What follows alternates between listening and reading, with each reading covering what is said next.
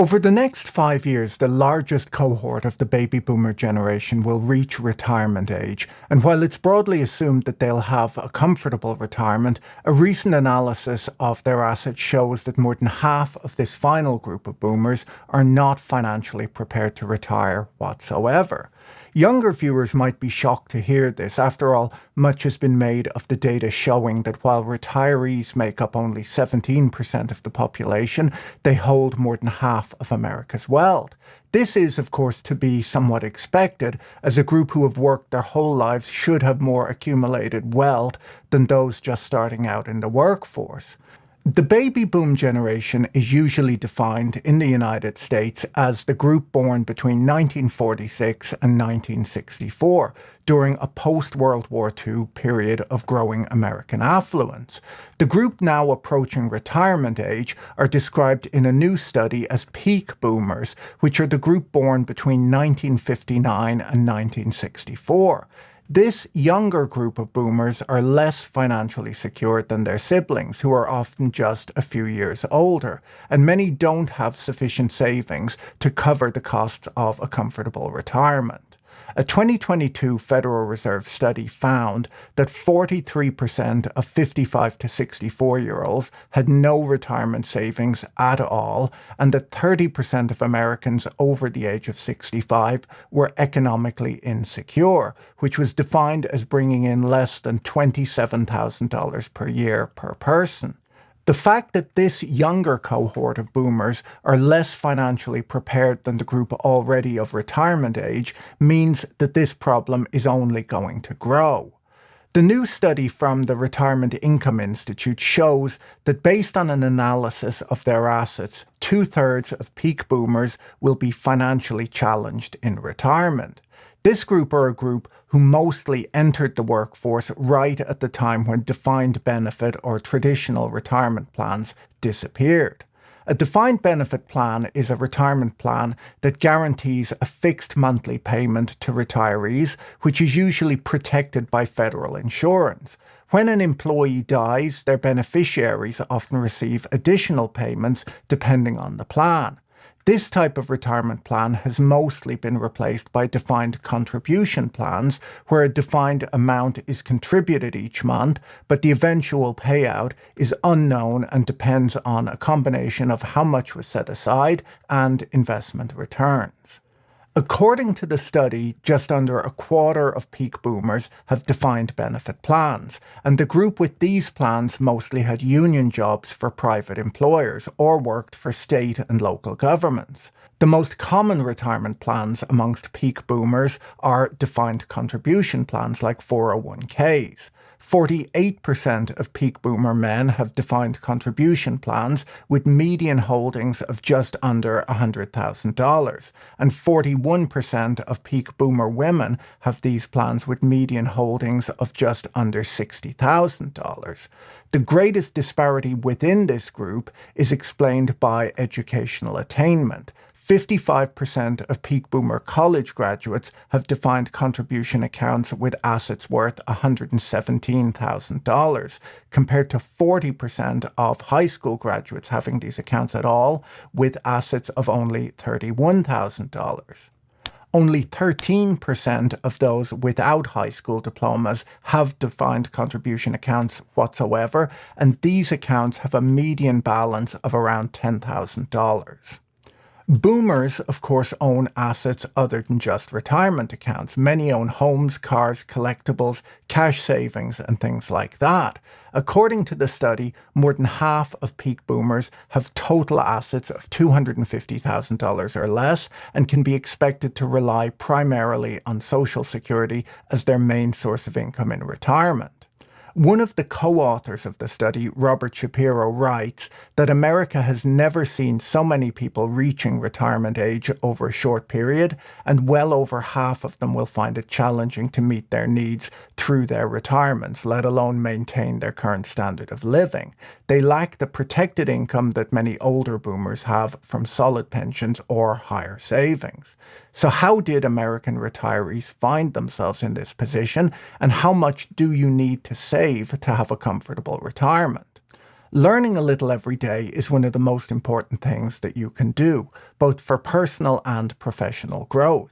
Today's sponsor, Brilliant.org, helps you build real knowledge in minutes a day with fun lessons you can do whenever you have time. How large language models work is a new immersive AI workshop that they've developed that lets you experience and harness the mechanics of today's most advanced AI tools. Brilliant's learning platform is uniquely effective as their first principles approach helps you build understanding from the ground up. Each lesson is filled with hands-on problem solving that lets you play with concepts, a method proven to be 6 times more effective than watching lecture videos. Their content is crafted by an award-winning team of teachers, researchers, and professionals from MIT, Caltech, Duke, Microsoft, Google, and more. With Brilliant, you learn by trying things out for yourself, which is what makes learning with Brilliant both fun and powerful. To try everything Brilliant has to offer for free for a full 30 days, visit brilliant.org/Patrick or click on the link in the description. You'll also get 20% off an annual premium subscription. In the United States, until very late in the 19th century, pensions were pretty much unheard of. There were some benefits for Union Army veterans who had been injured, but retirement as a distinct phase of life devoted to leisure just didn't exist, nor did unemployment. People worked their whole lives, and as they aged, they continued to work, but worked a bit less, and if needed, turned to their family and friends for food and shelter. Back then, people didn't live as long as they do today. In 1900, only 4% of the population was over the age of 65. With medical advances and the introduction of modern plumbing, people started to live a lot longer. And due to industrialization and the appearance of the factory, people didn't work on farms anymore where they could slow down as they aged. Factory foremen weren't interested in having less productive workers slowing down production lines. American Express, which started out as a freight forwarding company in 1850, introduced the first private pension plan in 1875, providing benefits for employees 60 years of age or older who had served 30 years of service with the company.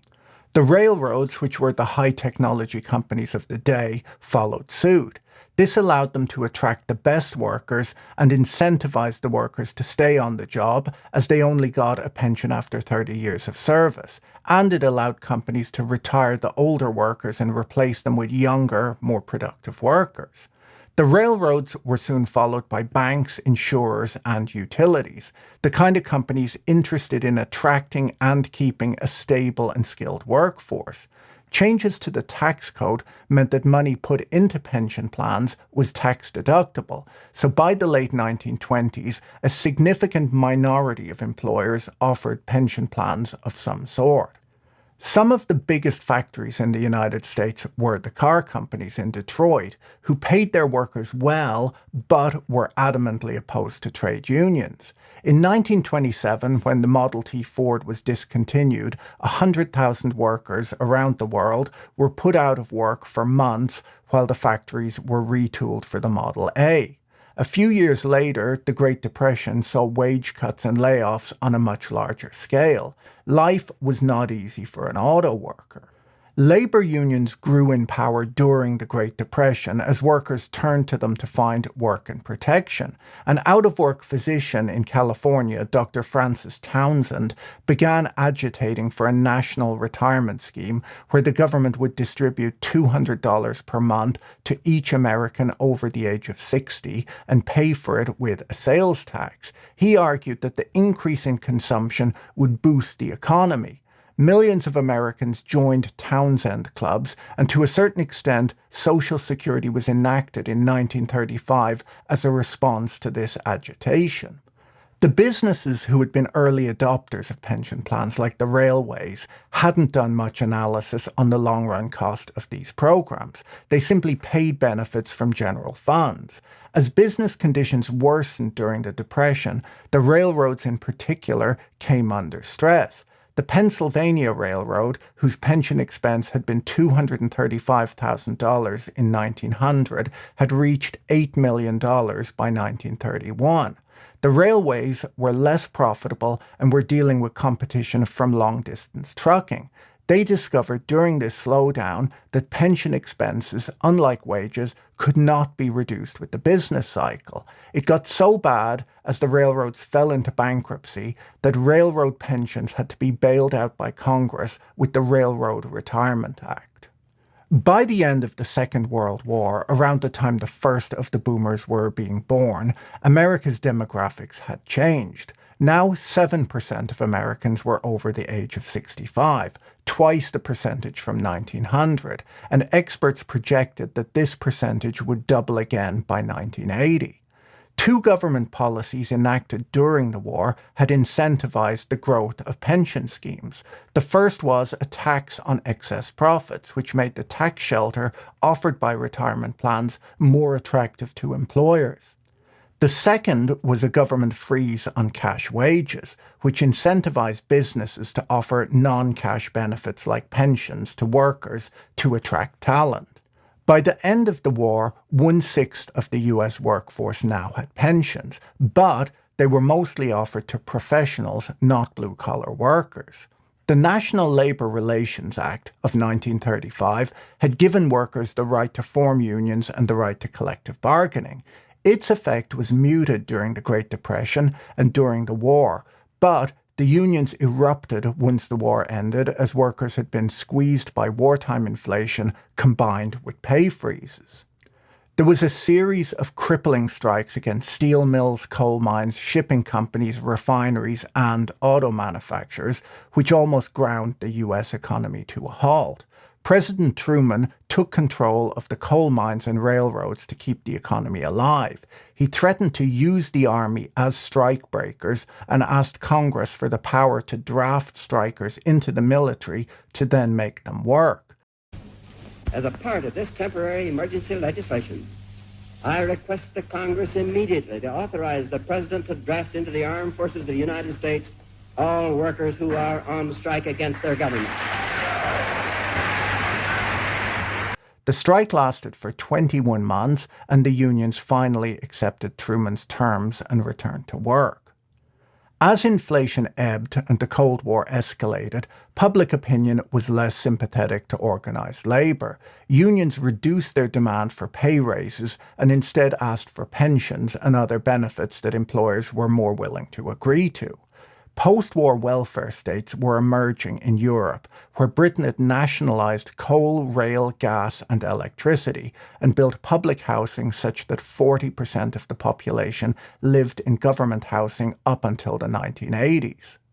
In France, Charles de Gaulle nationalised the energy, transportation, aviation and financial industries, absorbing Air France, the country's 11 largest insurance companies, and most of the banks. France's largest automaker, Renault, was confiscated, and its founder and owner, Louis Renault, died in prison while awaiting trial for producing trucks for the enemy during the occupation. By 1946, the French government directly controlled 98% of coal production, 95% of electricity, 58% of the banking sector, 38% of automobile production, and 15% of total GDP. This is not what the Americans wanted. In 1950, the United Auto Workers Union, after a crippling strike at Chrysler, struck a deal with the big three automakers known as the Treaty of Detroit, which gave auto workers pensions equivalent to around $1,500 per month in today's money. A few business journalists at the time recognized the danger of these deals, noting the incalculable nature of pension obligations and asking if the businesses would even be around in the distant future when these obligations came due. The plans endowed pensions to all employees for whom no money had been set aside, some of whom were already nearing retirement. At Ford, which was still a privately held company, the estimated liability on day one was a staggering $200 million. After their success with the automakers, other unions were successful, and American workers now had defined benefit pension plans. In 1955, the United Auto Workers Union pushed even harder. The car company's negotiating hand was weakened by the fact that they were rolling in money. General Motors had just been the first American company to ever earn $1 billion in a year. The union wanted protection from layoffs and pushed for guaranteed wages whether an employee was working or not. Pensions were boosted 50%, disabled workers got double pensions, workers got 7 holidays and 3 weeks of paid vacation per year. They also demanded an even costlier benefit, healthcare for retirees. By 1960, 40% of American workers had won or been granted pensions, and fewer men than ever before were working after the age of 65. In 1920, 60% of seniors were still working. By 1960, only 30% were. The unions next began demanding early retirement with full pensions. This was the era of the rise of the American middle class, where a factory job could provide a good living for an American family. There was, however, a black spot on the horizon. In 1954, Packard had failed, wiping out a chunk of pensions owed to their employers. Studebaker, who had been struggling for years, agreed to its 4th pension hike in 8 years in 1961. The union was able to celebrate another big win, and Studebaker could hang on to its scarce cash. After all, pensions wouldn't need to be paid out for years, unlike wage hikes, which were immediate. 2 years after this agreement, Studebaker failed, and thousands of employees lost the bulk of their pensions. By the mid-1960s, automobile profits began to slow, and in 1967, the first Datsun was sold in the United States. Americans loved the new Japanese imports, which were much cheaper as labor costs were a lot lower in Japan. The unions were at the height of their powers, however, and kept pushing. It was, after all, their job to get as much for their members as they could. In 1973, the UAW negotiated full pensions for early retirees, which was known as the 30 and out. Any worker could retire as soon as they had served 30 years on the job. Many started working at age 17, which meant that they could retire at age 47 with a full pension, which included a top-up to compensate them for the fact that Social Security wouldn't kick in until they turned 65. This was disastrous for the auto industry, as apart from the early retirements, Americans were living much longer than ever before, and the actuarial cost of these pensions was exploding. This wasn't just happening in automobiles either. It was happening in steel and in rubber too, where pension costs had risen at 3 times the rate of wages. American manufacturers were unable to compete with foreign competition when the cost of pensions and healthcare alone were higher than the margins on a Japanese car. Even a Japanese car that was being built in the United States cost thousands less to build per unit, as the Japanese factories were not unionized. By the late 1990s, General Motors had 180,000 employees and 400,000 retirees that it was paying pensions to.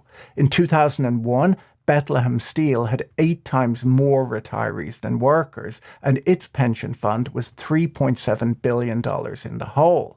No investor would have put money into the company if it involved taking on that obligation. So the firm went bankrupt, and the pension obligation went to the Pension Benefit Guaranty Corporation, a federal agency set up in 1974 to insure pension benefits up to a reasonable limit. A wave of bankruptcies like the airlines in the early 2000s meant that this federal agency, which was backing pension plans, itself had a serious deficit, and the US auto industry, with its massive obligations, was on the rocks. By 2005, Starbucks was spending more on healthcare than on coffee beans, which partially explains their terrible coffee. In 2006, the average compensation of an auto worker, including benefits, was $81 per hour. It wasn't just big industry that faced these problems either. Government employers had started offering pensions before private industry did, at first for hazardous lines of work, police, firefighters, jobs like that, and initially the benefits were only for people injured on the line of work. Roger Lowenstein's book, While America Aged, while almost 20 years old, is probably the best history of American pensions and how everything went wrong. I'm leaning quite heavily on it in researching this video. He describes how the Transport Workers Union in New York negotiated massive salaries and benefits out of politicians, almost unopposed, as the elected officials negotiating with union leaders were well aware that the unions could sway elections. This led to deals where subway workers with a high school education earned more than the average New Yorker and could retire after 25 years, making more in retirement than they earned when on the job, and often spending more of their life retired than working. Lowenstein looks at the pension crisis in San Diego, where by 2005 the municipal pension fund was $1.7 billion in the hole, a debt equivalent to $6,000 for every family in the city. The press had begun referring to San Diego as Enron by the Sea. This massive debt came from labor unions wringing higher benefits from weak politicians for decades, forcing the eventual expense onto later generations. Eventually, the SEC had to investigate the city's municipal bond disclosures regarding its pension and retiree healthcare obligations, sanctioning both the city for securities fraud and its auditors. Many workers today bemoan the disappearance of defined benefit plans, which have mostly been replaced with defined contribution plans. But when you look at the history of these pensions, you can see that they can, to a large extent, be blamed for the decline of large-scale manufacturing in the United States. When we blame foreign competition and outsourcing for the decline of manufacturing, we need to add to that list labor unions who negotiated the deals for workers that crippled the businesses that employed them. In the mid-1950s, General Motors was the most profitable business in the world, churning out innovative products that people lined up to buy. When they became unprofitable, mostly due to terrible labor deals, Japanese manufacturers were not only able to undercut them in price, but because they had significant profits, they were able to reinvest in improving their cars while US manufacturers stagnated. As the pension problems of the US auto industry became glaringly obvious, other big American firms like Hewlett-Packard, Verizon, and IBM saw the writing on the wall and froze their defined benefit pension funds such that employees would no longer accrue benefits. The only pensions being offered now were defined contribution plans. The new companies that began to rise in the 1990s, like Walmart, Amazon, and Microsoft, didn't provide pensions to their employees and were able to hire and fire as they needed and pay a market wage. While many of the boomer generation did well out of the high pay and good pensions that existed when they entered the workforce, many of the younger boomers will not have done nearly as well as their older siblings, as these deals were already on their way out by the time they started working. Unfortunately, they'll have seen the people a few years older than them retire comfortably and figured that things would just work out for them too. But those older boomers had very different finances. When we look back at the disappearance of middle-class manufacturing jobs, we have to remember that this really only existed for a short period of time, and the high pay and benefits eventually bankrupted the companies that agreed to these deals. It's not obvious that those days are ever coming back, despite what politicians might tell you. Many workers who have not planned well for retirement may plan on simply working deeper into old age, but health issues can often prevent that from being a viable plan.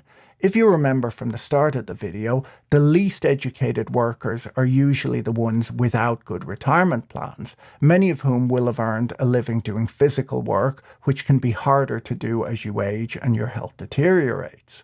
Roger Lowenstein sums up his book by pointing out that financial debacles usually involve some sort of borrowing, and borrowing is essentially an arrangement between the present and the future. The pension schemes that blew up or the retirement plans that failed were predictable in the way that the outcome of overspending on a credit card is also predictable. A report from the US Senate Health, Education, Labor and Pensions Committee from earlier this year found that about half of American households will not be able to maintain their pre-retirement living standard, and that 56% of low-income households and 45% of those who are middle income are at risk of not maintaining those pre-retirement standards at age 65. Federal programs like Social Security, Medicare, and Medicaid are of great importance to retirees, but they're often insufficient, meaning that the burden of caring for older people falls on younger family members who are often still supporting their own children.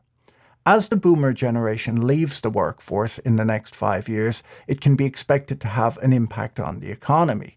Retirees typically spend less money and spend it on different things than the employed do. As an example, they spend a lot less on transportation and more on healthcare.